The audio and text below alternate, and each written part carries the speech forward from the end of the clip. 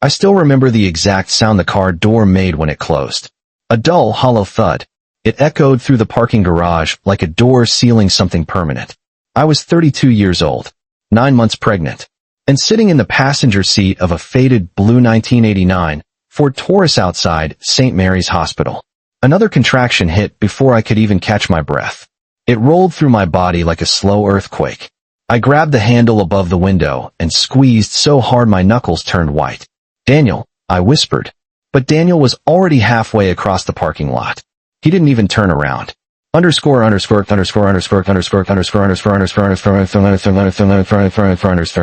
me take you back to that morning. Because at the time, I still believed I had a normal marriage. My name is Margaret Collins. Most people call me Maggie. I'm 67 years old now, and when I tell people this story, they usually stare at me like they're not sure whether to believe it. But every word of it is true. And the strange thing is, that day didn't destroy my life. It simply showed me what my life had really been all along.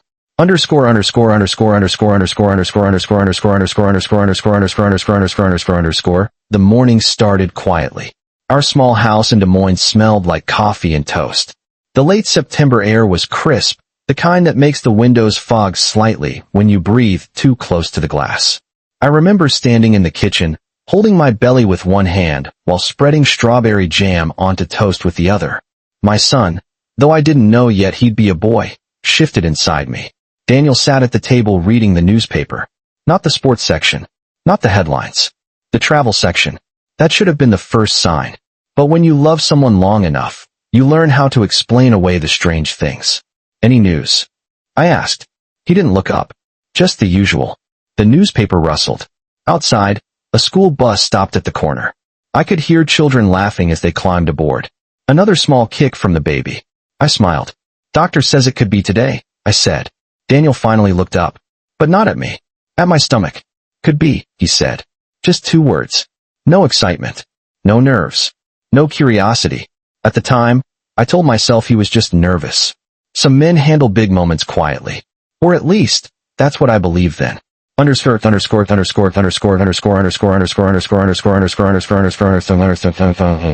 First contraction came around noon.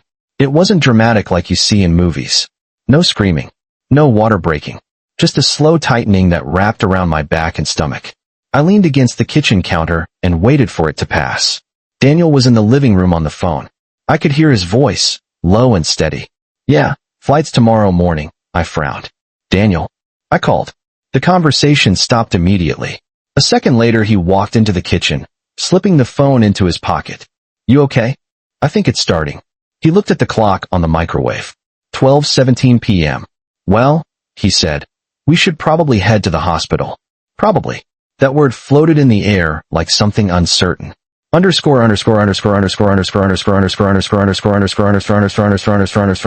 drive to the hospital took 20 minutes. 20 very quiet minutes. The radio played softly, some old country song I can't remember now. I watched the streets of Des Moines slide past the window. Grocery stores. Gas stations. A diner with a blinking neon sign. Another contraction came while we were stopped at a red light. I breathed slowly the way the doctor had taught me. In through the nose. Out through the mouth. Daniel tapped his fingers on the steering wheel. Not in rhythm with the music. In rhythm with something else. Something impatient. "You okay?" he asked. "I think so." "You sure this isn't false labor?" I turned my head and looked at him. That was the moment a strange little thought crossed my mind. Not fear. Just confusion. Why did he sound like he was hoping it wasn't real? We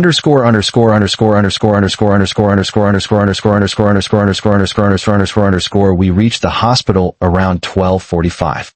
St. Mary's had a big concrete parking structure attached to the side. The kind that always smells faintly like oil and rainwater. Daniel pulled into a space on the second level. He turned off the engine. For a moment neither of us moved.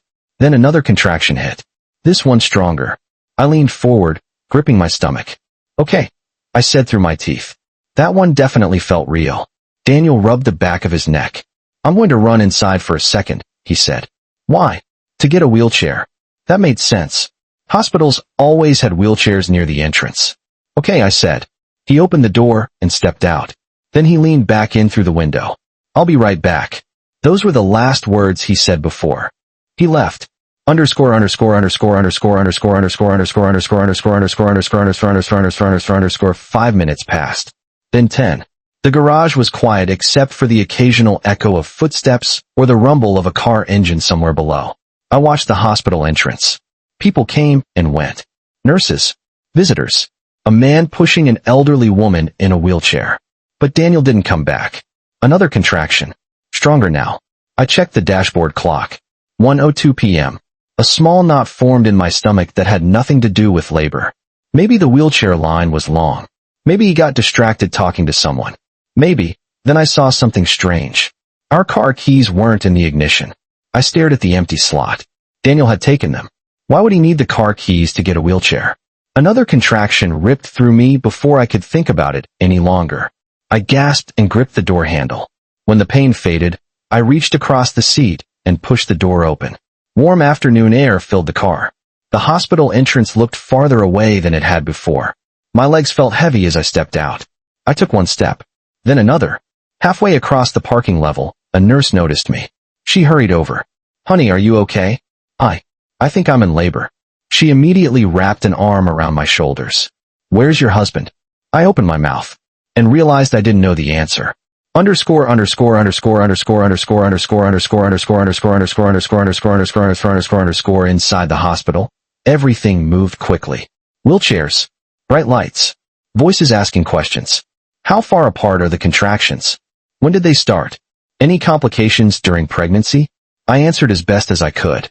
But in the back of my mind, one thought kept repeating. Where's Daniel? They moved me into a labor room around 1:30. A nurse helped me change into a hospital gown. Another checked the baby's heartbeat. Strong. Steady. Healthy. Looks like you're about 6 centimeters, the doctor said. That baby's coming tonight. I nodded. Then I asked the question that had been sitting in my chest for the last hour. Has my husband come in yet? The nurse shook her head. Not that I've seen. She gave me a reassuring smile. I'm sure he's parking the car. Parking the car. That phrase made something cold settle in my stomach. Because Daniel had already parked the car. And the keys. The keys were gone. Underscore underscore underscore underscore underscore underscore underscore underscore underscore underscore underscore underscore underscore underscore underscore underscore. It wasn't until 3 hours later that I finally learned the truth. Not from Daniel. Not from a phone call.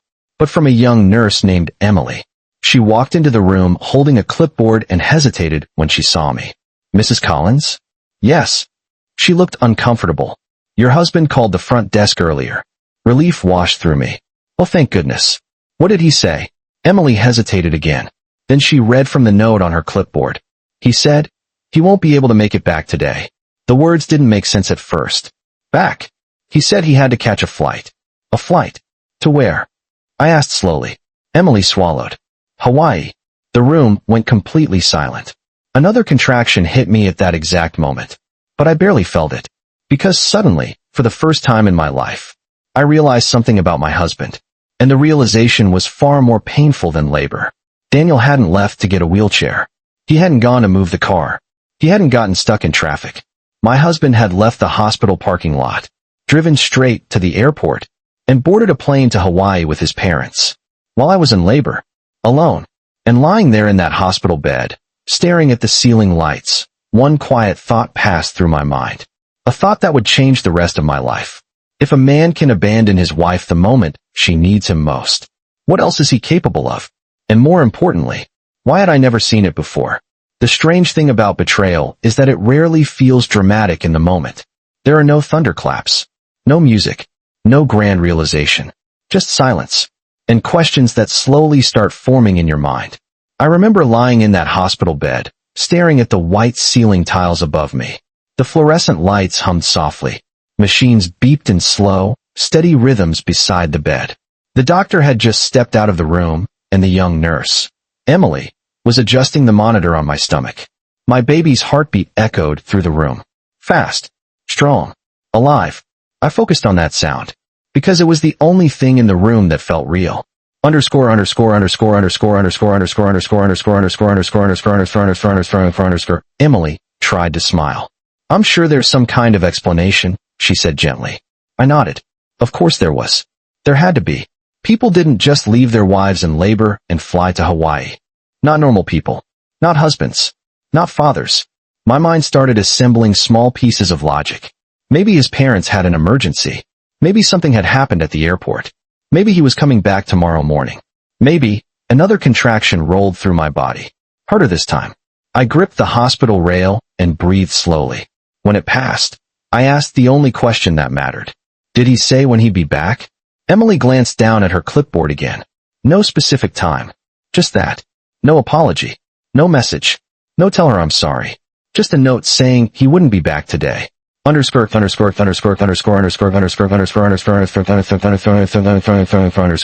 Time moved strangely after that. Labor has a way of pulling you into a different world. Minutes stretch. Hours blur together. But certain small details stayed perfectly clear. The smell of antiseptic. The quiet footsteps in the hallway. The way the late afternoon sunlight slid across the hospital floor. At one point, the doctor came back in. Dr. Hargrove was a tall woman with gray streaks in her hair and the calm voice of someone who had delivered thousands of babies. She checked the monitor and nodded. You're progressing nicely. Then she looked around the room. Where's your husband? For a moment, I didn't know what to say, because the truth sounded ridiculous even in my own head. He had to catch a flight, I said quietly. Dr. Hargrove raised one eyebrow. But she didn't ask anything else. Doctors learn quickly when a situation is complicated. Instead, she simply said, well, you're not alone here. And in a strange way, that sentence stayed with me. Because she was right. I wasn't alone. Not really. There were nurses walking in and out of the room. Doctors checking on me every hour. Voices in the hallway. But the one person who was supposed to be there was gone.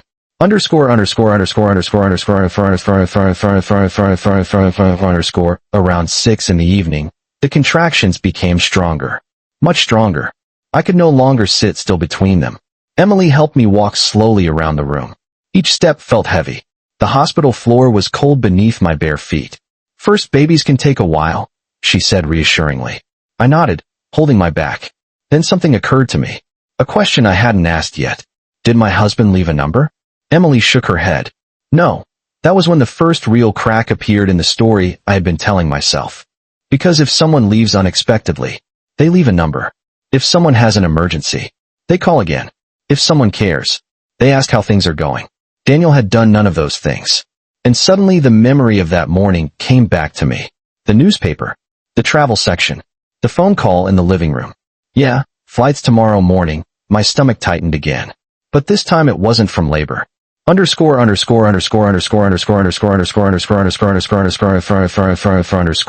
next few hours passed in waves of pain and quiet thinking. Between contractions, my mind kept drifting backward. Small memories. Tiny things that never seemed important before. Daniel canceling dinner plans with my parents because his mother needed help with something. The way his father always decided where we spent holidays. The way Daniel rarely argued with them, even when they were clearly wrong. At the time, I told myself he was just respectful, family-oriented, loyal. But lying there in that hospital bed, another possibility began to form. What if Daniel didn't choose them out of loyalty? What if he simply never chose me at all?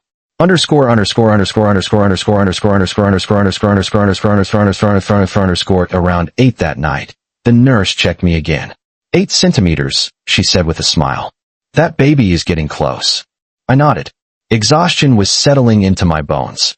My hair stuck to the back of my neck. My hands trembled slightly from the effort of breathing through each contraction. Emily handed me a cup of iced chips. You're doing great, she said. Then she hesitated. There is someone here to see you. For a brief moment, my heart jumped. Daniel. Maybe he had come back. Maybe the whole Hawaii thing was some kind of misunderstanding. Who? I asked. Emily stepped aside, and an older woman slowly entered the room. Silver hair, sharp eyes, a beige travel coat draped neatly over her shoulders. My mother-in-law, Eleanor Whitmore. She stopped at the foot of the hospital bed and looked at me for a long moment. Then she sighed, not with concern, not with relief, with mild inconvenience. Well, she said calmly, it seems the baby didn't wait. Another contraction tore through me. I grabbed the rail and closed my eyes. When the pain faded, I looked back at her. Where's Daniel? Eleanor adjusted her purse strap. Oh, she said lightly. He's already on the plane. She said it the way someone might say he's already at the store. Casual. Ordinary. Final. My throat felt dry. You knew? Of course I knew, she replied. It was our trip. And in that moment, something inside me shifted. Not loudly, not dramatically, just a quiet realization settling into place. My husband hadn't made a selfish mistake. This had been planned. And everyone except me had known about it. For a few seconds after my mother-in-law said those words, the room felt very quiet. Not the peaceful kind of quiet. The heavy kind. The kind that sits on your chest and makes it hard to breathe. Another contraction was building in my stomach, slow and powerful, but my attention wasn't on the pain anymore. It was on Eleanor. She's already on the plane. The sentence replayed in my head. Not he had to leave. Not something came up. Already on the plane. Planned. Scheduled. Intentional. I swallowed slowly and forced my voice to stay steady. You knew Daniel was leaving today? Eleanor looked mildly surprised by the question. Of course I knew. She stepped closer to the bed, setting her purse on the small chair by the window. It's a family trip, Margaret. Another contraction hit me hard. I gripped the side rail and leaned forward, breathing the way the nurse had shown me. In through the nose. Out through the mouth. Eleanor stood there watching. She didn't reach for my hand. She didn't say anything encouraging. She just waited for the contraction to pass, the same way someone might wait for a brief rain shower. When the pain eased, I slowly looked back at her. A family trip, I repeated. Yes. Her tone was calm. Matter of fact. We planned it months ago. Months. That word landed somewhere deep in my chest. Because 9 months ago, I had told Daniel I was pregnant. The timeline lined up perfectly. The baby had never been a surprise to him. But apparently, his vacation mattered more than the birth. I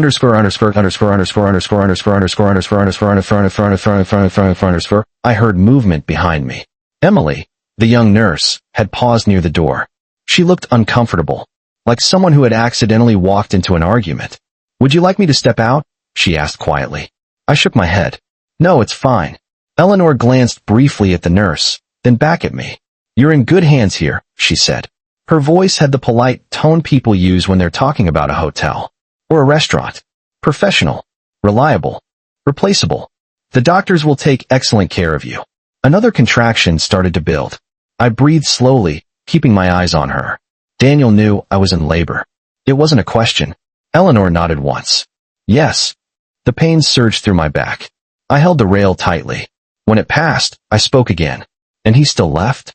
Eleanor tilted her head slightly, as if the question puzzled her. Well, she said carefully, we've already paid for the trip. The room went completely silent. Even the monitor beside my bed seemed quieter for a moment. I stared at her, trying to understand what I had just heard. We've already paid for the trip. Not Daniel wanted to go. Not he needed a break. Not even he'll come back soon. Just, the money had already been spent. Emily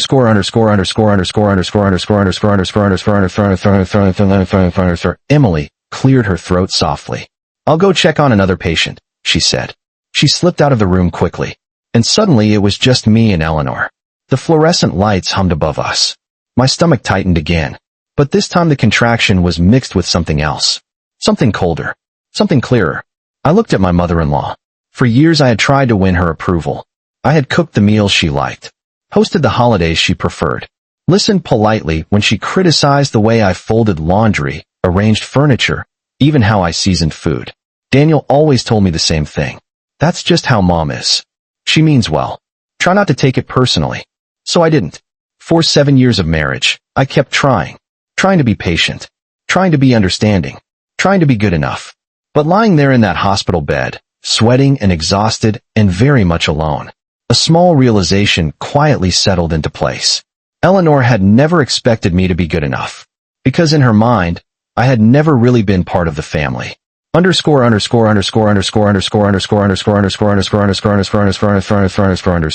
She glanced at the monitor beside the bed. That noise is quite loud, she said. It's the baby's heartbeat, I replied. Oh. She nodded once.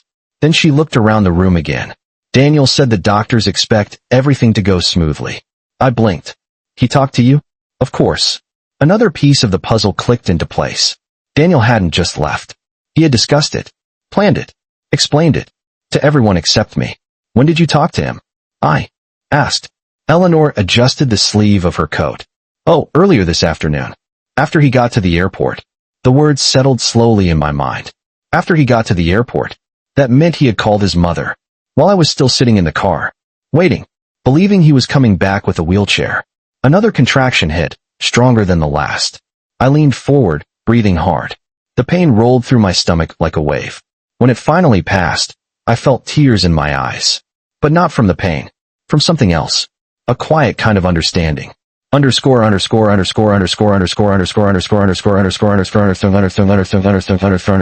Eleanor picked up her purse again.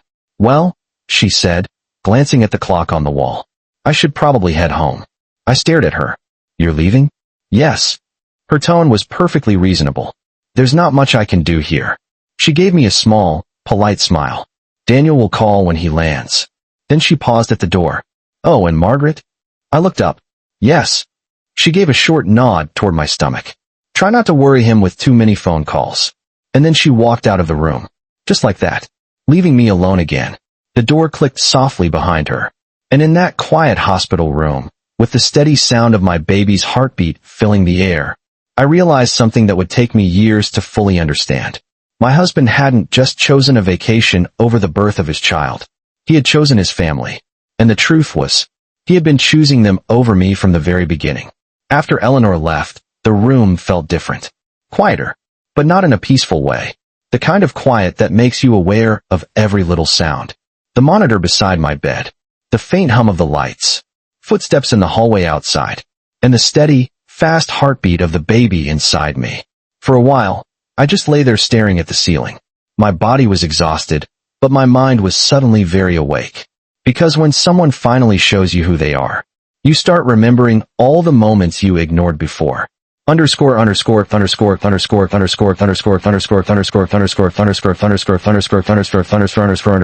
Another contraction came. I gripped the rail of the bed and breathed slowly. In through the nose. Out through the mouth. The pain built, peaked, and then slowly faded. When it passed, Emily came back into the room. She gave me a small smile. How are you holding up? I'm okay. It wasn't exactly true, but it was easier than explaining everything that had just happened. She checked the monitor and nodded. The baby's doing great. Then she glanced toward the door. Your mother-in-law left? Yes. Emily hesitated for a moment. Then she said quietly, I'm sorry about earlier. I shrugged slightly. It's not your fault. She adjusted the blanket around my legs. Do you want me to call someone for you? The question hung in the air. Someone. A friend. A parent. A sister. But the truth was, my family lived 3 states away in Nebraska, and Daniel had always insisted it was easier for us to visit his parents instead. So over the years, that's what we did. Thanksgiving with his family. Christmas with his family. Sunday dinners at his parents' house. My family slowly became people I spoke to on the phone. People I visited once a year. People who no longer really knew what my daily life looked like. I shook my head. No, it's okay. Emily studied my face for a moment. Then she simply said, well, we're here. And strangely enough, those 3 words meant more to me than she probably realized. Underscore.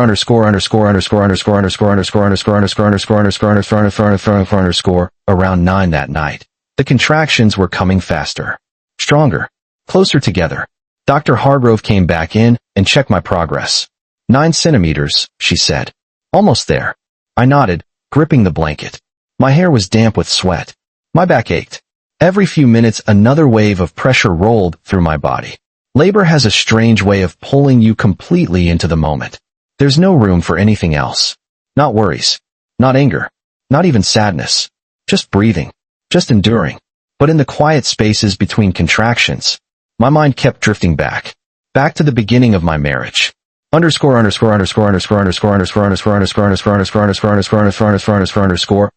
Daniel when I was 24. He was charming in a quiet way. Not flashy. Not loud. But kind. Or at least, that's how he seemed. We met at a bookstore in Des Moines. I was working part-time behind the counter while finishing my teaching degree. He came in looking for a travel guide. Italy, I think. We started talking. Then laughing. 2 weeks later, we had our first date. He brought me flowers. Yellow roses. I remember thinking he was thoughtful, gentle, different from the men I had dated before. What I didn't understand back then was how much influence his parents had over his life.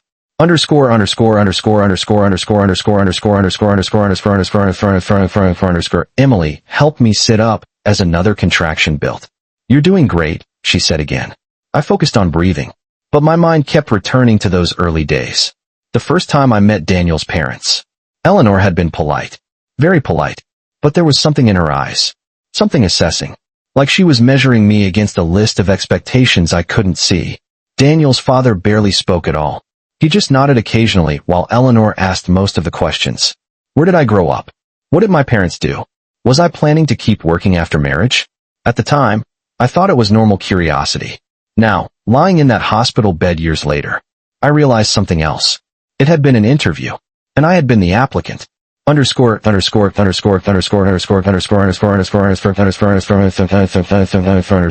Another contraction slammed into me. Hard. I leaned forward, gripping the bed rail. The pressure was intense now, like my body was being pulled in two directions at once.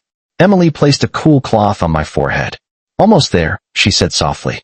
When the pain eased, I closed my eyes for a moment, and another memory surfaced. 3 months after Daniel and I got married, we had planned our first holiday together. Just the two of us. A small cabin near a lake in Minnesota. I had been excited for weeks. But 2 days before the trip, Daniel came home looking uneasy. Mom thinks we should visit them instead, he said. Your parents?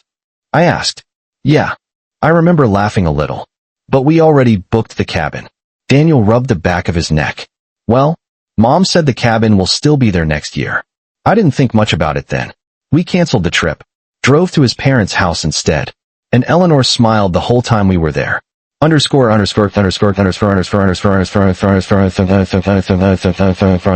sudden sharp pain pulled me back to the present. Emily looked at the monitor. Okay, she said quickly. That's it. Dr. Hargrove rushed back into the room. It's time. The room suddenly filled with movement. Nurses. Equipment. Voices giving instructions. But in the middle of all that noise, one strange thought passed through my mind. Daniel wasn't here. He wasn't in the room. He wasn't even in the same state. And for the first time that entire day, I stopped wondering why. Because deep down, I already knew. Some people don't abandon you in a single moment. They abandon you slowly. Year by year. Choice by choice. Until one day, you finally see it clearly. And that night, as the doctors prepared to deliver my baby, I realized something else too. My husband had left me alone. But my son was about to arrive anyway. The room moved quickly after that. Nurses rolled equipment into place. Metal trays clinked softly. Someone adjusted the bright light above the bed. Dr. Hargrove stood at the foot of the bed with calm focus, the way someone does when they've done something thousands of times. But for me, everything felt slow, heavy. Every breath took effort. Every contraction felt like a wave crashing through my body. Okay, Margaret, the doctor said gently. Next contraction, I want you to push. I nodded. My hands gripped the rails on both sides of the bed. Emily stood beside me, one hand resting lightly on my shoulder. You're doing great, she said. Those 3 words had become my anchor. Because the person who should have been standing there was somewhere over the Pacific Ocean. The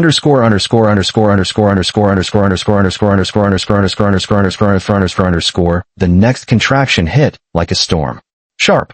Deep. I pushed the way they told me to. My entire body trembled with the effort. Good, Dr. Hargrove said calmly. Again. Another push. Another wave of pressure. My vision blurred for a second. Emily wiped my forehead with a cool cloth. You're almost there, she whispered. I didn't know how much time passed. Labor doesn't follow a clock. Minutes feel like hours. And hours disappear completely. All I remember clearly are small moments. The way the light above the bed looked too bright. The sound of someone counting softly. The pressure building in my chest. And the strange realization that despite everything, my body still knew exactly what to do. At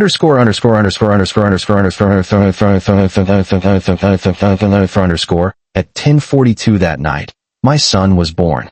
The first sound he made was a sharp, surprised cry. Loud. Strong. Alive. The entire room seemed to breathe out at once. There he is, Dr. Hargrove said with a smile. Emily wrapped him in a soft white blanket and placed him gently against my chest. For a moment, I just stared at him. His tiny fingers curled against the fabric. His cheeks were pink. His eyes squeezed shut as he cried again. And suddenly everything else faded away. The hospital room. The bright lights. The empty chair where Daniel should have been. None of it mattered in that moment. Because this tiny human being was real, and he was mine. Underscore underscore underscore underscore underscore underscore underscore underscore underscore underscore underscore underscore underscore underscore underscore. What's his name? Emily asked softly. I hesitated for just a second. Daniel and I had talked about names during the pregnancy. He had wanted to name the baby after his father, Richard. But lying there with my newborn son resting against my chest, that name didn't feel right anymore. Instead, another name came quietly into my mind. Michael, I said. Emily smiled. That's a beautiful name. She wrote it down on the chart. Michael Collins. My son. Underscore underscore underscore underscore underscore underscore underscore underscore underscore underscore underscore underscore underscore. The room slowly returned to normal after the delivery. Nurses cleaned up equipment. The doctor gave a few final instructions before stepping out. Emily helped adjust the blankets around me. Michael had stopped crying and was sleeping peacefully against my chest. His breathing was soft and steady. I watched his tiny chest rise and fall, and for the first time that entire day, I felt calm. Not happy exactly, but steady, grounded. Because when something truly important enters your life, some of the other things lose their power. Underscore underscore underscore underscore underscore underscore underscore underscore underscore underscore underscore underscore. Around midnight, the hospital room was quiet again. Most of the lights were dimmed. Michael slept in a small bassinet beside the bed. Every once in a while he made a soft little sound. A sigh. A tiny movement. I reached over and gently touched his hand. His fingers curled around mine immediately. That simple instinct made something warm spread through my chest. Because even though he was only hours old, he already knew how to hold on. Underscore underscore underscore underscore underscore underscore underscore underscore underscore underscore. I must have dozed off for a short while.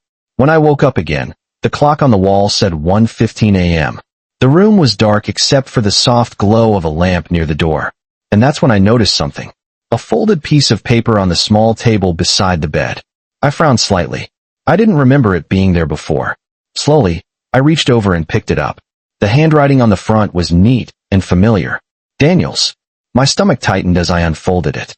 Inside were only a few lines. No long explanation. No apology. Just a short message written in blue ink. Margaret, I know the timing isn't ideal, but this trip has been planned for months. Mom and Dad were really looking forward to it. The doctor said everything should go smoothly. I'll call when we land. Daniel, I stared at the note for a long time, reading it once, then again, and again, each time hoping maybe I had misunderstood something. But the words didn't change. Not once did he ask if I was okay. Not once did he ask about the baby. Not even a simple I'm sorry. Just a reminder that the trip had been planned, and that his parents were looking forward to it. Underscore underscore underscore underscore underscore underscore underscore underscore underscore underscore underscore underscore underscore underscore. I slowly folded the paper and placed it back on the table. Then I turned my head and looked at the small bassinet beside the bed. Michael was sleeping peacefully, completely unaware of the complicated world he had just entered. I watched him for a long time, and somewhere deep inside me, a quiet decision began to form. Not anger, not revenge, just clarity. Because holding that tiny newborn boy made one thing very obvious. My husband might have chosen his parents over us, but my son deserved someone who would choose him every single time. And lying there in that hospital bed in the middle of the night, I made a promise to myself. If Daniel couldn't be the father Michael needed, then I would become strong enough for both of us. The first morning after Michael was born started quietly. Soft light filtered through the hospital window. The sky outside was pale gray, the kind of color that comes just before sunrise. For a few seconds after I woke up, I didn't remember where I was. My body felt heavy, sore. Then I heard a small sound beside me. A tiny whimper. I turned my head and saw the bassinet. Michael was awake. His little arms moved slowly under the blanket, and his face scrunched up like he was trying to figure out this strange new world. And just like that, everything came back. The labor, the empty chair beside my hospital bed, Daniel's note, the trip, all of it. But strangely, the first thing I felt that morning wasn't anger. It was focus, because there was a newborn baby in the room, and he needed me. Underscore underscore underscore underscore underscore underscore underscore underscore underscore underscore underscore underscore underscore underscore underscore. A nurse named Carla came in a few minutes later. She looked cheerful, the way nurses often do in the early morning shift. Good morning, Mama, she said softly. How did the night go? I gave a small smile. Quiet. She checked Michael first, gently lifting him from the bassinet. Let's take a look at this little guy. Michael protested with a small cry as she weighed him and checked his breathing. 7 pounds, 6 ounces, she said. Strong heartbeat. Everything looks perfect. Hearing those words made my chest loosen slightly. Because even though the situation around his birth had been messy, Michael himself was healthy. And right now, that mattered more than anything else. Underscore. After Carla finished checking him, she placed Michael back into my arms. The moment his tiny body settled against me, he grew quiet again. His eyes were still closed, but his mouth moved slightly as if he was searching for something. I adjusted the blanket around him carefully. First baby? Carla asked. Yes. She nodded knowingly. You're doing great. I had heard those words many times in the last 12 hours, but somehow they still helped. Then Carla glanced around the room. Is your husband coming in later today? The question hung in the air for a second. I kept my voice calm. He's out of town. Carla raised her eyebrows slightly. Oh, she didn't ask any more questions, and I appreciated that more than she probably realized. Around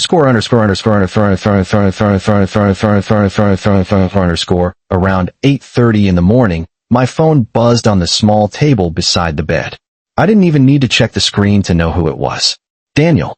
For a moment, I just stared at the phone. The vibration stopped, then started again. Another call. I finally reached over and picked it up. Hello. Daniel's voice sounded slightly distorted through the connection, like he was calling from somewhere far away. Hey, he said. You okay? The question felt strange coming from him now. I'm fine. There was a short pause. So, did everything go all right? I looked down at Michael sleeping in my arms. He was born last night. Oh, Daniel said. What time? 10:42. Another pause. Then he said something that made my stomach tighten. Mom was wondering if it was a boy or a girl. For a moment, I didn't answer. Not because I didn't hear him, but because I was trying to understand something. After everything that had happened, after missing the birth of his own child, the first thing he mentioned wasn't the baby. It was his mother. It's a boy, I said finally. Nice, Daniel replied. I waited for the next question. How are you? Is the baby okay? Do you need anything? But none of those came. Instead he said, we just landed in Tokyo. The flight was long. I closed my eyes briefly, trying to keep my voice steady. Daniel, your son was born last night. Yeah, I know, he said quickly. That's great. I told Mom the doctors said it would probably happen around now. Something inside my chest went very still. Not broken, just quiet. Like a door closing slowly.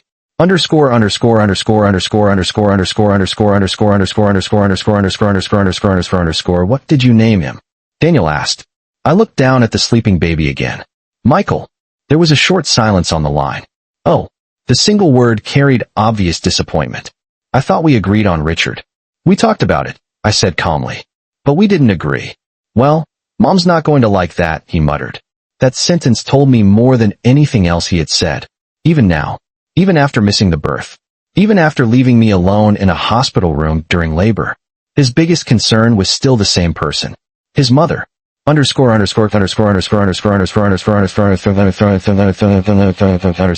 Michael stirred slightly in my arms. A tiny yawn escaped his mouth. I adjusted the blanket around him again. Daniel, I said quietly. Your son is healthy. That's good, he replied. We'll bring some gifts back from Japan. Gifts. Souvenirs. Like Michael was just another stop on the itinerary. Okay, I said. We're doing a tour tomorrow, Daniel continued. Kyoto, I think. Mom really wanted to see the temples. I listened to him talk, but my mind was somewhere else now. Because something had become very clear during that conversation. The man on the other end of the phone was not thinking about his wife in a hospital bed, and he wasn't thinking about his newborn son either. He was thinking about his parents' vacation. I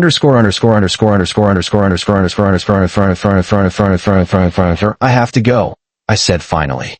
Oh, all right, Daniel replied. Text me some pictures of the baby later. Okay. We hung up. I placed the phone back on the table. The room was quiet again. Michael slept peacefully in my arms. And in that quiet moment, I realized something important. The decision I had started forming during the night was no longer just a thought. It was becoming real. Because motherhood has a strange way of sharpening your instincts. You stop tolerating things you once ignored. You stop making excuses for behavior that hurts the people you love. And as I looked down at my newborn son, One thing became absolutely certain. Michael deserved a father who showed up. And if Daniel continued choosing his parents over his own family, then sooner or later, I was going to have to make a choice too. By the afternoon, the hospital room felt a little more normal. Michael had been fed twice. The nurses had come in and out checking his breathing, his temperature, his tiny reflexes. Every time they said the same thing. He's doing great. And every time I heard it, a small wave of relief moved through me. Because even though the last 24 hours had been chaotic, my son was healthy, and that mattered more than anything else. Underscore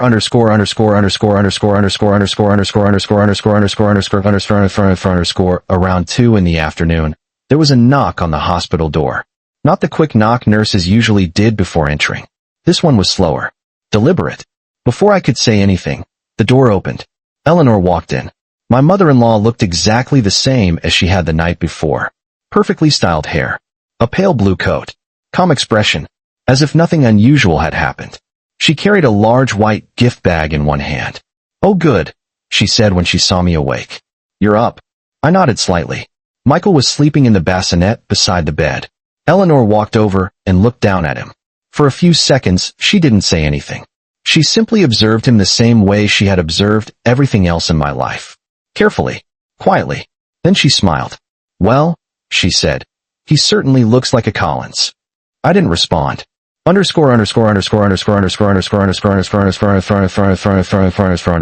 She placed the gift bag on the small table beside the bed. "I brought a few things," she said. "Blankets. Some clothes. Babies go through things quickly." "Thank you," I replied. She nodded, satisfied. Then she pulled a chair closer to the bassinet and sat down. For a while she just watched Michael sleep. The room stayed quiet. Finally she said, "Daniel called this morning." "I know. He told me you named the baby Michael." Her voice was calm, but there was something tight under the surface. "Yes." Another small pause. "Richard was your father-in-law's name," she said. "I remember. We assumed you would continue the tradition." I looked down at my hands resting on the hospital blanket. For years, I had responded to Eleanor's comments the same way. Soft answers. Polite explanations. But something had shifted inside me during the last day. Maybe it was the exhaustion. Maybe it was the birth. Or maybe it was simply the moment when a person finally stops ignoring what has always been there. "He's my son," I said quietly. And Michael felt right. Eleanor didn't reply immediately. Instead she adjusted the sleeve of her coat. "Well," she said eventually.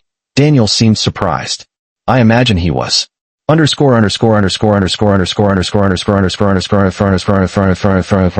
Michael made a soft sound in his sleep.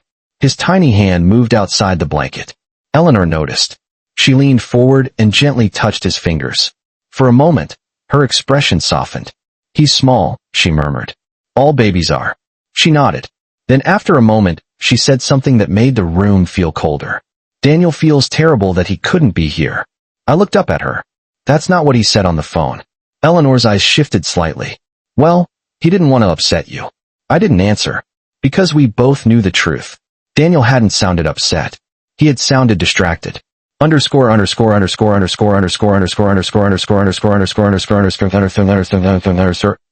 leaned back in the chair. "You have to understand something, Margaret," she said. "Daniel has always been very devoted to his family." The sentence hung in the air. I understood exactly what she meant. Not his wife.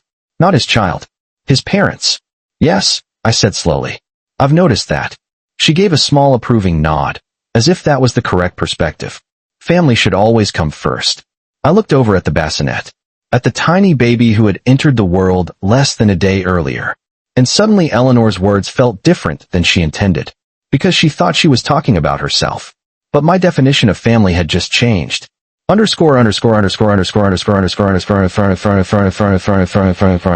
"Michael will be coming home in 2 days," I said. "That's good," Eleanor replied. "We'll arrange a dinner when Daniel returns from the trip."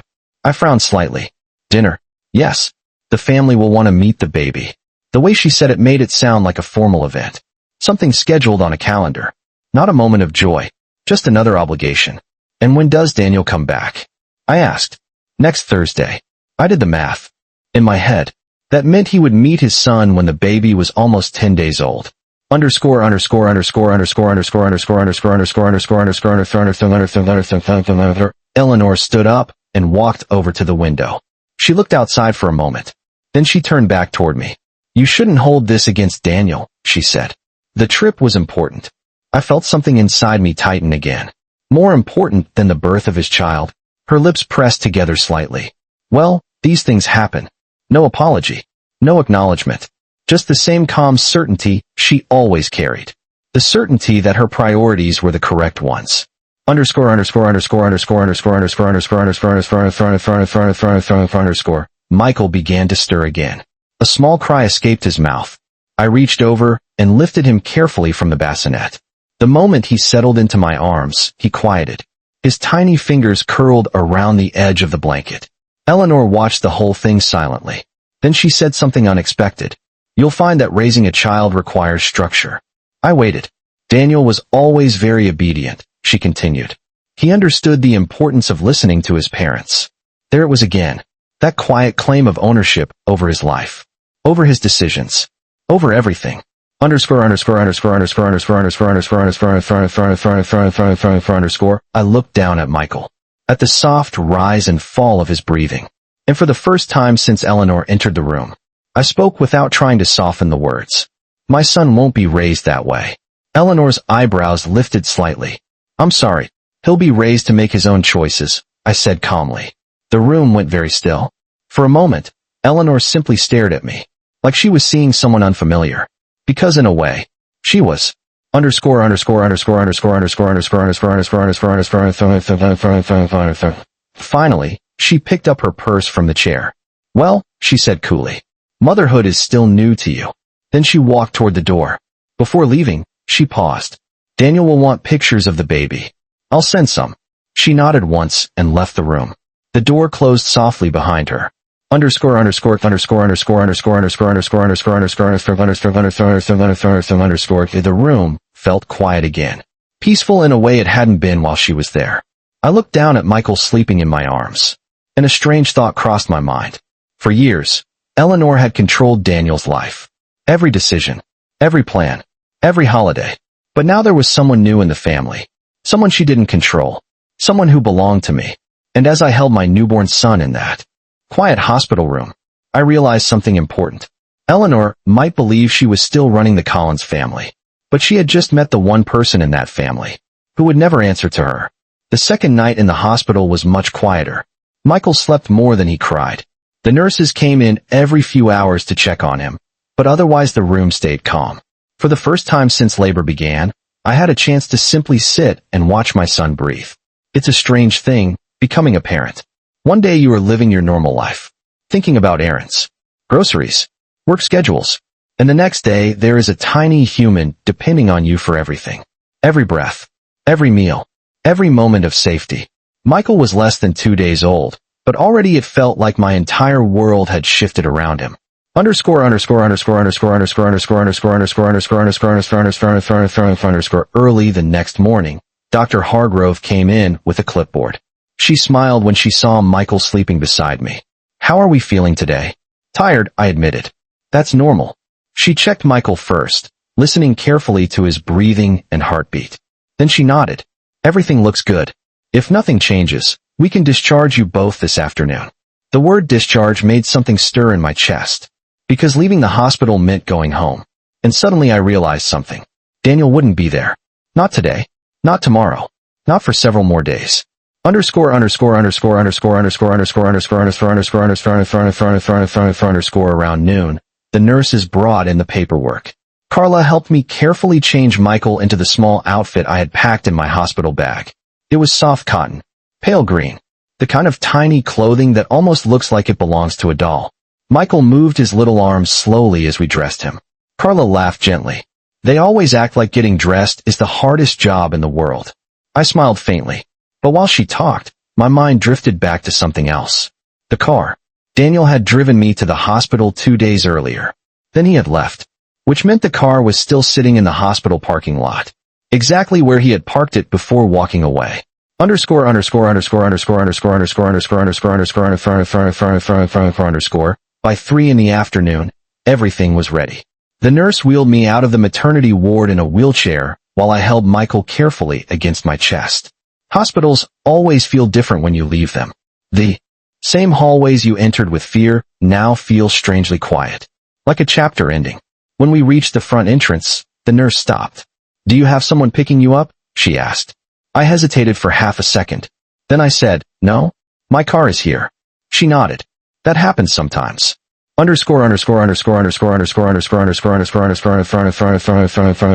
Outside. The air felt cool and fresh. The parking lot looked almost exactly the same as the night Daniel left. Same rows of cars. Same gray pavement. Same quiet afternoon sky. The nurse helped me stand slowly beside the curb. "You'll be okay?" she asked. "Yes." She smiled and handed me the car seat. Michael was sleeping inside it, wrapped in the blanket from the hospital.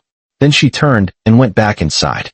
And just like that, I was alone, standing in the hospital parking lot with a 2-day-old baby. Daniel's car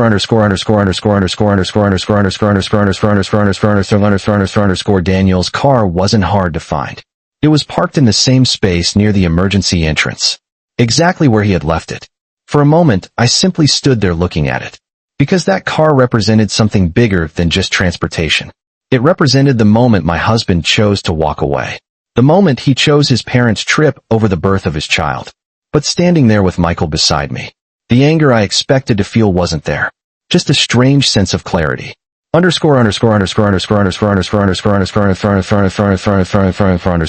carefully placed the car seat in the back and buckled it in.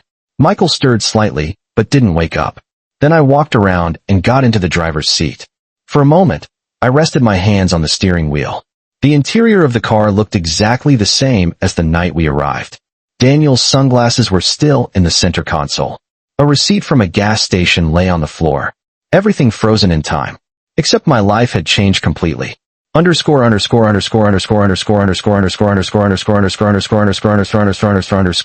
drive home felt longer than usual. Maybe because every small sound from the back seat made me glance into the mirror. Michael slept almost the entire ride. Occasionally he made a soft noise, and my heart would jump for a second. But each time he settled again. Our house appeared at the end of the street about 20 minutes later. The same small blue house Daniel and I had bought 3 years earlier. Back then, it had felt like the start of our future. Now, it felt different. Not broken, just uncertain. I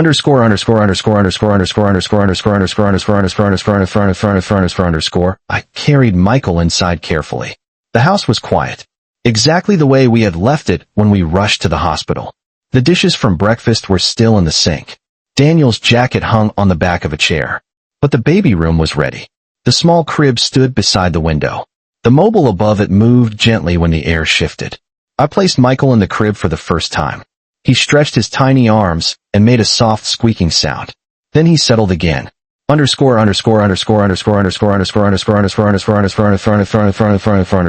stood there watching him for a long moment. The house was silent except for his quiet breathing. This was the home Daniel and I had planned to raise our child in. But now something about that plan had changed. Because plans require 2 people. And Daniel had already shown where his priorities were.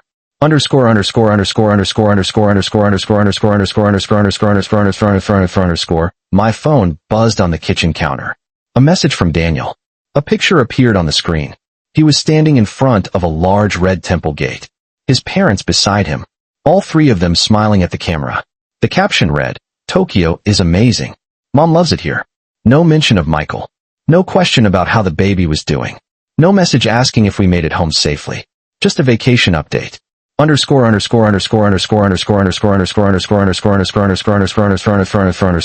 set the phone back down slowly. Then I walked back into the nursery. Michael was still asleep, his tiny chest rising and falling peacefully. And as I looked at him lying in that crib, a realization settled quietly into my mind. 2 days ago, I thought I had a husband who would stand beside me when life got difficult. But the truth had already revealed itself. Daniel had chosen his parents. Chosen their expectations, chosen their control. But now there was someone new depending on me, someone who deserved a completely different kind of life. And standing there in the quiet nursery of our house, I understood something clearly for the first time. Daniel might still think he was part of this story, but the real story had just begun. And from now on, Every decision I made would be for Michael. The first night at home with a newborn is something no one can truly prepare you for. The house was quiet. Too quiet. In the hospital there had always been sounds in the background, nurses walking past, monitors beeping softly, doors opening and closing. But at home, it was just me and Michael. And every small noise he made felt enormous. Underscore.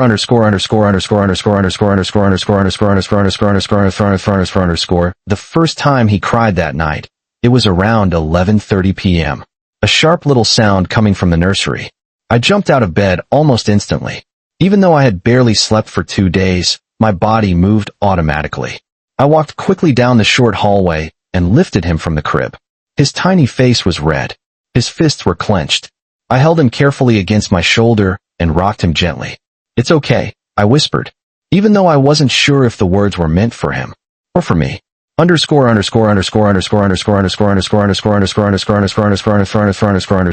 Feeding him took longer than I expected. Every movement felt awkward, careful, like I was learning an entirely new language. But eventually Michael relaxed in my arms. His breathing slowed, and he fell asleep again. I carried him back to the crib and stood there watching him for a few minutes. That became a habit very quickly, making sure he was still breathing, still safe, still there.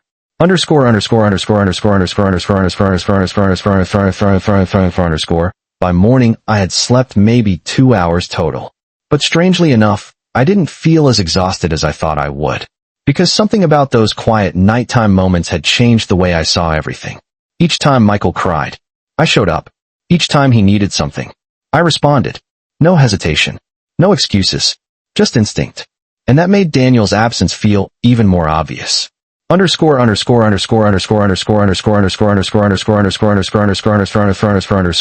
around 9 a.m., my phone buzzed again. Another message from Daniel. This time it was a short video. His parents were sitting at a restaurant table. Behind them were bright lanterns and a crowded street. Daniel turned the camera toward himself and smiled. "Say hi to Mom," Eleanor said in the background. Daniel laughed. "Mom says hello." I stared at the screen for a moment. They were halfway across the world. Eating dinner. Exploring temples. Taking pictures. Meanwhile, I was sitting at the kitchen table with a newborn baby sleeping in a bassinet beside me. 2 completely different lives. And apparently, Daniel didn't see anything strange about that. The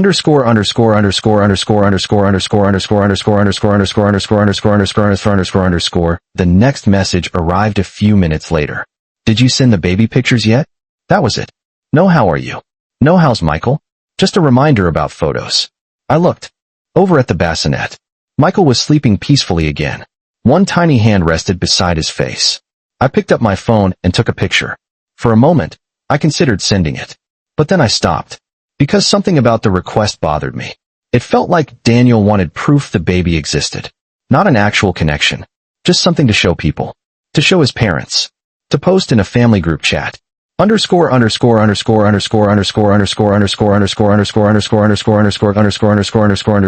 that afternoon, there was another knock at the front door. This time it was softer. Friendly. When I opened it, I saw our neighbor Linda standing on the porch. She was holding a casserole dish wrapped in foil. Linda had lived next door for almost 10 years. She was the kind of neighbor who noticed everything. The kind who watered your plants when you were away. "Hi, honey," she said warmly. "I heard you had the baby." I stepped aside so she could come in. "Yes. 2 days ago." She looked around the house briefly. "Where's Daniel?" The question came so naturally. Like it was the most obvious thing in the world that a father should be there. "He's traveling," I said simply. Linda frowned slightly. "Traveling? With his parents?" Her expression changed in a way she probably didn't realize. Not dramatic. Just surprised. "Oh," she said quietly. Linda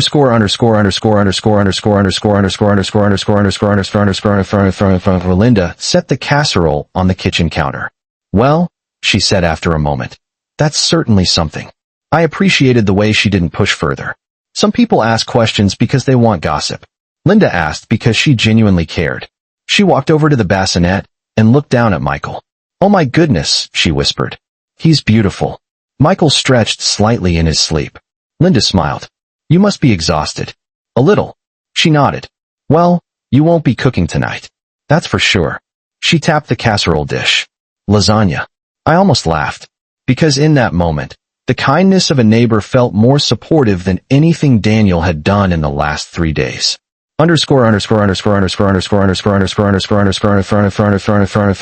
Linda stayed for about 15 minutes. Just long enough to ask if I needed anything. Then she left quietly. Before closing the door behind her, she said one more thing. If you need help with the baby, knock on my door. Anytime. And for some reason, those words stayed with me. I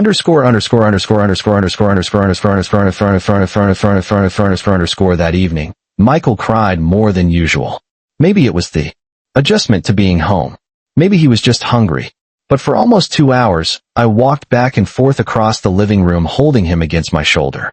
The house was dark except for a small lamp near the couch. Each time he cried, I rocked him gently. It's okay, I whispered again. Eventually his crying slowed, then stopped. His breathing softened, and once again he fell asleep.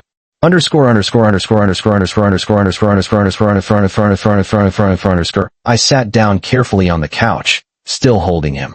The house was quiet again. Outside, the streetlights glowed softly through the living room window. And in that quiet moment, I realized something. The last 3 days had revealed a truth I had ignored for years. Daniel had always been present physically, but emotionally, his parents had always come first. Their opinions, their plans, their expectations, everything else, including me, came second.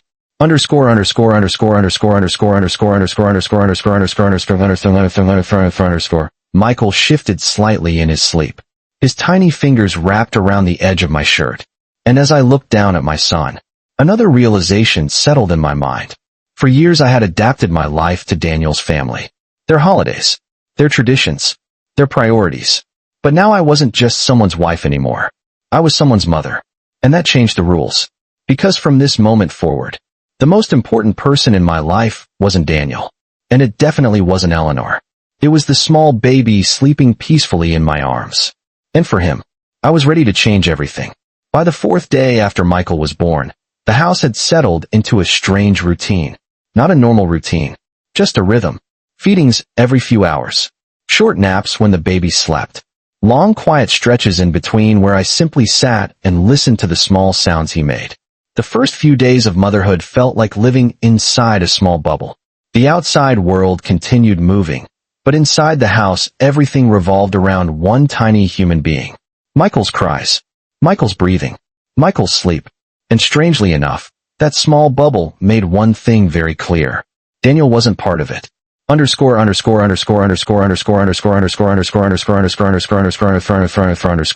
He did send messages. But they were short. Scattered. Mostly pictures. A photo of a crowded street market. A temple gate. A bowl of ramen with steam rising from it. Each one with a simple caption. Kyoto today. Dad loved this place. Mom bought souvenirs. Every time my phone buzzed, I hoped the message might be different. Maybe a question about the baby. Maybe something that sounded like concern. But the messages always returned to the same subject. The trip. Then on the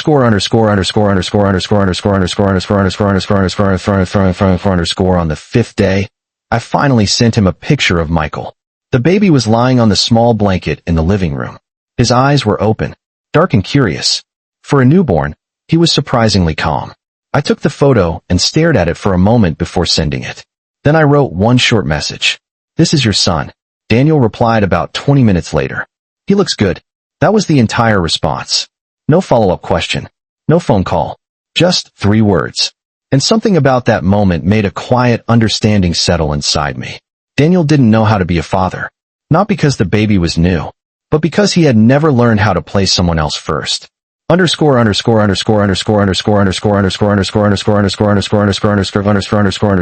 evening, Linda knocked on the door again. She carried another dish. This time it was chicken soup. You need real food, she said.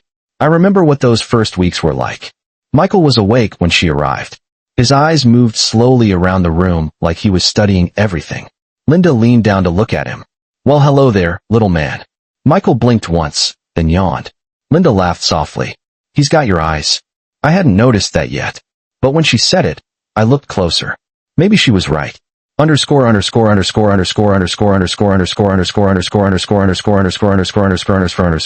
word from Daniel? Linda asked carefully.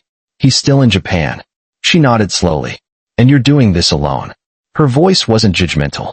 Just factual. Yes. Linda sighed quietly. Well, you're stronger than you think.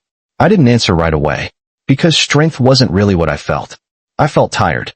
I felt uncertain. But I also felt something else. Clarity. Underscore after Linda left, I sat on the couch with Michael sleeping against my chest. The television was on quietly in the background, but I wasn't really watching it. My mind kept drifting to the same question.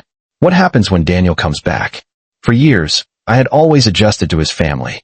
Their schedules, their expectations, their traditions. Every holiday, every visit, even the name of our child had nearly been decided by them. But the last 5 days had shown me something important. Life could continue without Daniel's decisions, without Eleanor's approval, without any of their rules.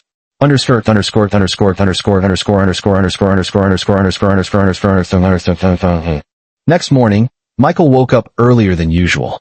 Around 5:30. The sky outside was still dark. I carried him into the kitchen and warmed a bottle. The house was silent, and while he drank quietly in my arms, I thought about something Eleanor had said in the hospital. Family should always come first. At the time, she meant herself. She meant Daniel should always choose his parents. But sitting there in the dim kitchen light, I realized something. She was right about one thing. Family should come first. The difference was, my definition of family had changed.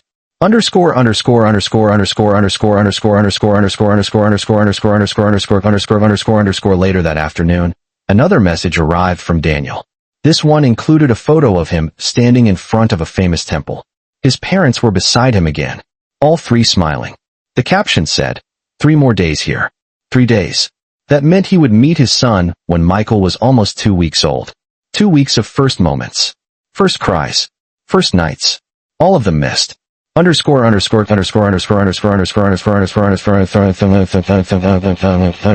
Michael stirred in the bassinet beside me. His tiny hands stretched upward. I picked him up and held him gently against my shoulder. He made a small sighing sound and rested his head against my chest. And suddenly, a very simple realization became impossible to ignore. The last 10 days had been difficult, but they had also been revealing. Because when someone important disappears during the moment you need them most, you stop seeing them the same way.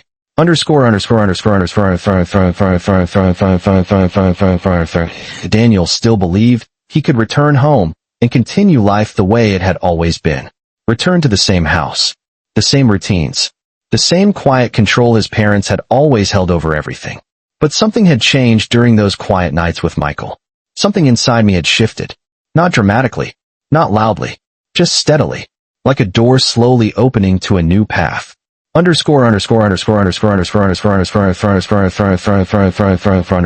looked down at Michael sleeping peacefully in my arms. His breathing was soft and steady. He had no idea how complicated the world around him was yet. But he would grow up. And when he did, he would learn what love looked like by watching the people around him. And in that quiet moment, one thought became crystal clear. If Daniel wanted to be part of our lives, things were going to have to change. Because I had spent years adapting to his family. But now, someone else depended on me. And for Michael's sake, I was no longer willing to live the same story. Michael was 11 days old when Daniel finally returned. By then, the house had already found its rhythm. Not the life I imagined before the baby was born, but a life that worked. Feed the baby, burp the baby, rock the baby, sleep whenever possible. Repeat. Somewhere inside that quiet routine, Daniel had started to feel less like the center of my life, and more like someone who existed outside of it.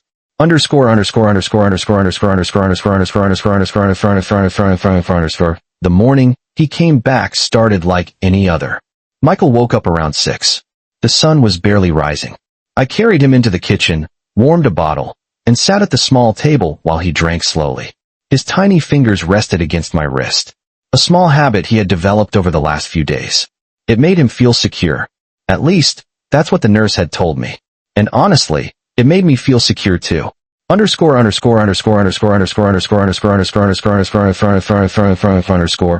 9 in the morning, I heard a car door outside. Then footsteps. Then the sound of the front door unlocking.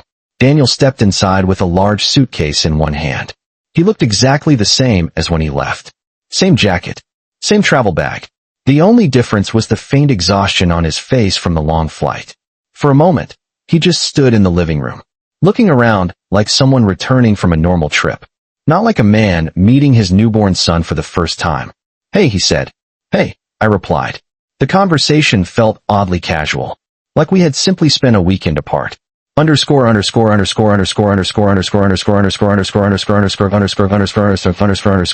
Daniel placed the suitcase near the stairs. Then his eyes moved to the bassinet beside the couch. Michael was sleeping inside it. Daniel walked closer. Slowly, almost cautiously. So that's him, he said. I nodded. That's Michael. Daniel leaned over the bassinet. For a few seconds, he just looked at the baby. Then he said something I didn't expect. He's smaller than I imagined. I almost smiled at that. Because every new parent thinks the same thing the first time they see a newborn. Babies always look tiny. Fragile. Almost unreal.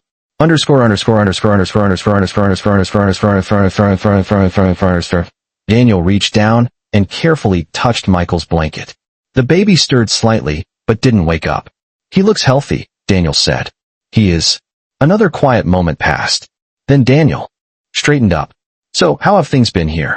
The question sounded polite, like he was asking about the weather. Busy, I said. He nodded. I bet. Then he walked toward the kitchen and opened the refrigerator. As if nothing significant had happened in the last 11 days. For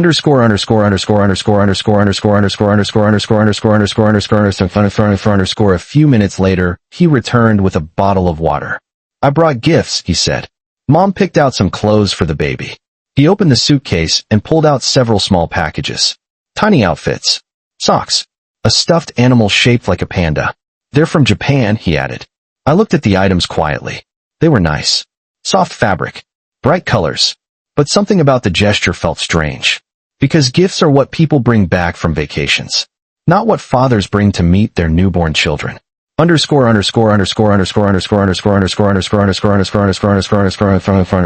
Michael suddenly made a small cry from the bassinet.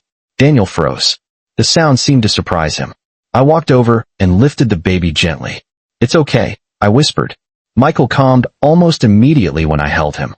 Daniel watched carefully, like he was observing something unfamiliar. You're good at that already, he said. I didn't respond.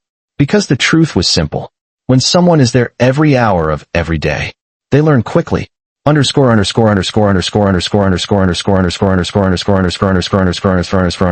Can I hold him? Daniel asked. I hesitated for just a second. Then I carefully placed Michael into his arms. Daniel looked nervous. His hands were stiff. Uncertain.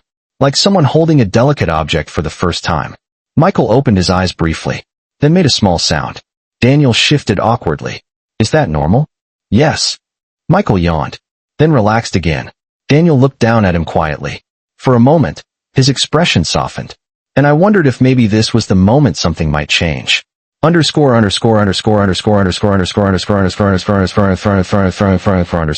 But then Daniel said something that broke that thought. Mom's really excited to meet him. Of course. Eleanor again. Even in this moment. Even now. When? I asked. Tonight, if possible. Tonight. Yeah, Daniel said. They're stopping by after dinner. I stared at him. They just got back from the airport too. Daniel shrugged slightly. Well, Mom doesn't want to wait. Of course she didn't. Waiting had never been part of Eleanor's personality.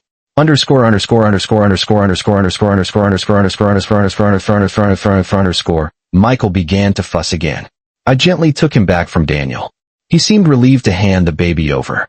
Travel was exhausting, he said, stretching his shoulders. I think I'm going to take a nap.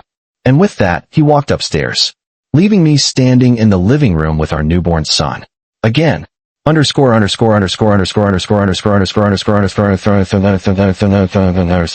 Michael slowly fell asleep in my arms. The house returned to silence. Upstairs, I could hear Daniel moving around the bedroom, unpacking, walking, living his life like nothing had changed. But everything had changed. For me. For Michael. For this house.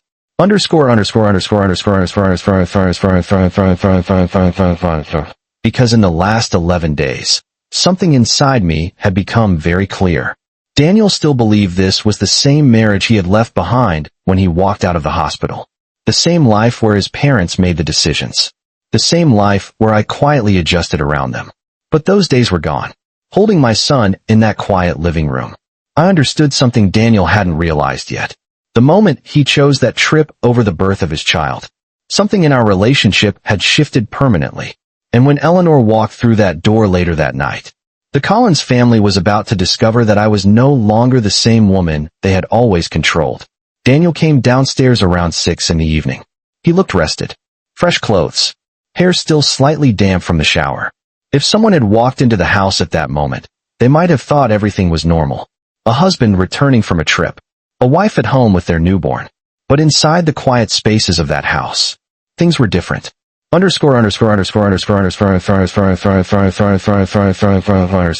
Michael was sleeping in my arms when Daniel entered the living room.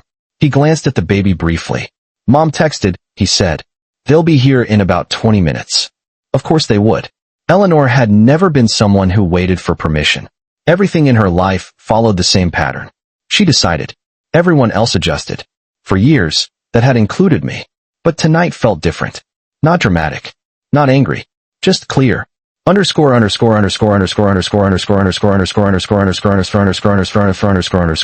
At 6:28 p.m., the doorbell rang. Daniel stood up immediately. I'll get it. He opened the door. Eleanor stepped inside first, just as composed as ever. Richard followed quietly behind her, carrying a small gift bag. Oh, Daniel, Eleanor said, touching his arm lightly. You look exhausted from the flight. I'm fine, Mom. Then her eyes moved past him, straight toward me. And the baby.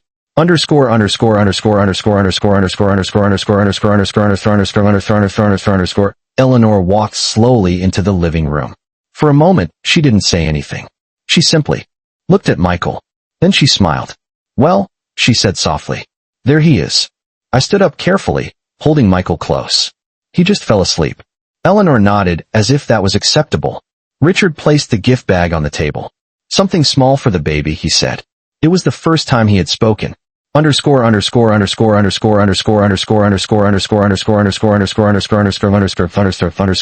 Eleanor stepped closer. May I? I hesitated. Not because I wanted to deny her, but because something about the moment mattered. For years, Eleanor had treated every part of Daniel's life as something she controlled. But Michael wasn't part of that system. Still, I gently placed the baby into her arms. She held him carefully, more naturally than Daniel had earlier. He has Daniel's nose, she said. Richard leaned forward. Strong boy. For a moment, the room felt almost peaceful. 3 generations standing in the same living room. Eleanor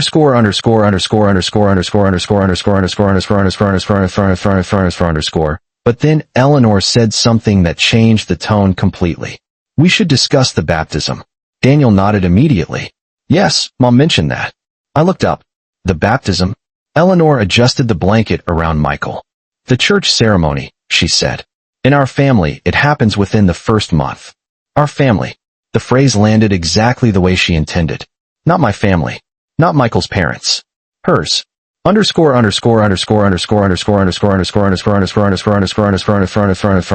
I hadn't decided anything yet, I said calmly. Eleanor looked surprised. Oh, well, these traditions are important. Daniel shifted slightly beside her. It's just how we've always done it, he added. I looked at both of them, and suddenly, I could see the pattern clearly. Eleanor spoke. Daniel supported. And for years, I had simply accepted it.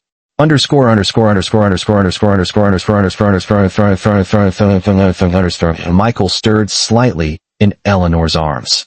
She rocked him gently. Also, she continued, we should talk about the name. Daniel glanced at me quickly. Eleanor's voice stayed calm. Richard would have been the appropriate choice. The room became very quiet. For the first time since they arrived, I felt something steady rise inside me. Not anger, just certainty. I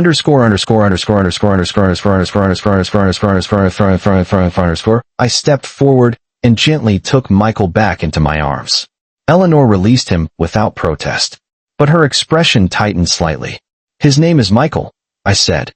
No apology, no explanation, just the truth. Daniel sighed softly.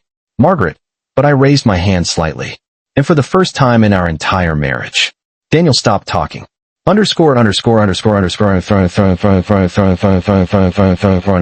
11 days, I said quietly. I have been home alone with this baby. No one interrupted. For 11 days I fed him, held him, and stayed awake through every night. Eleanor crossed her arms slightly. Motherhood requires sacrifice. Yes, I said. It does. I looked directly at Daniel. But being a father requires showing up. He looked uncomfortable now. That's not fair, he muttered. The trip was planned months ago. Underscore.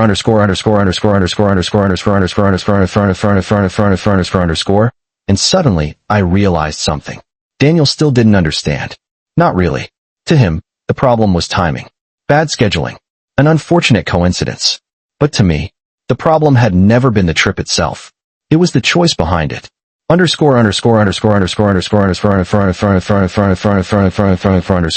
I went into labor, I said quietly. You left me in a car in the hospital parking lot. Daniel looked down at the floor. I thought the doctor said it would take hours. It did. And you still weren't there. The words hung in the room like a weight no one could move.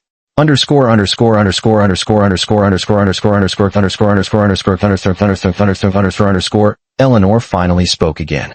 There's no need to turn this into an argument. But this time, I shook my head. It's not an argument. I looked at Michael sleeping peacefully against my shoulder. It's a decision. Daniel looked up quickly. What decision?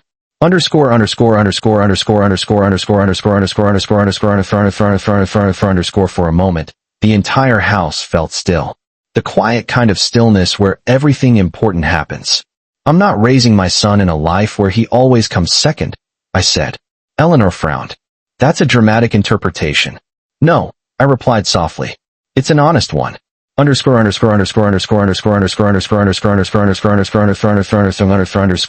Daniel stepped closer. What are you saying? I took a slow breath. Then I said the words that had been forming in my mind since the night Michael was born. I'm saying things have to change. Silence. Deep and complete.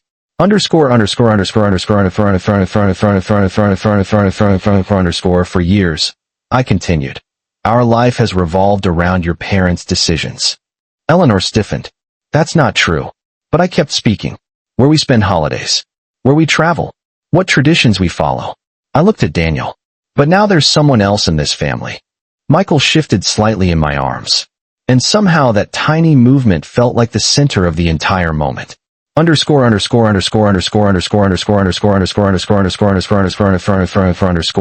I'm his mother, I said. And my job is to make sure he grows up knowing he matters. Daniel's voice was quieter now. What are you asking for? The answer came easily. For you to choose your family. Eleanor opened her mouth to speak. But Daniel raised his hand. And for the first time, he stopped. Her.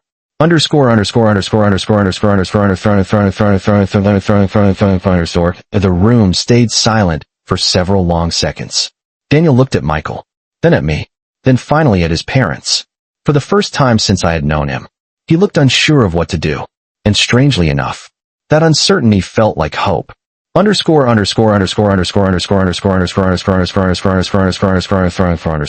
Because sometimes the most important moment in a relationship isn't when everything goes perfectly. It's the moment when the truth finally becomes impossible to ignore.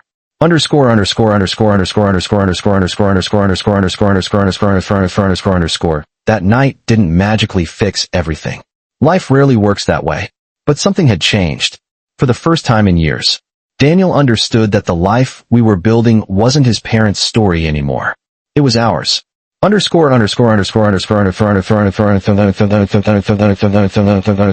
Later that night, after his parents left, the house grew quiet again. Michael slept peacefully in the crib beside our bed. Daniel stood near the doorway watching him. He's really small, he said softly. I smiled faintly. Yes. Daniel stayed there for a long moment. Then he said something I had been waiting to hear. I should have been there. I didn't answer right away. Because apologies matter. But change matters more.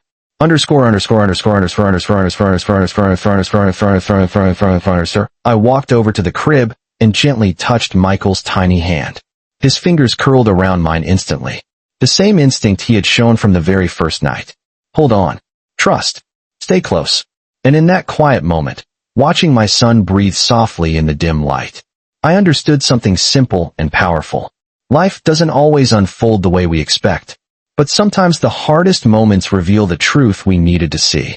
Underscore underscore underscore underscore underscore underscore underscore underscore underscore underscore underscore underscore underscore underscore underscore underscore. My husband left me alone in a car while I was having a baby. But that night, I realized I was never truly alone. Because the moment Michael was born, my life finally showed me what mattered most. And from that moment forward, everything I did was for him.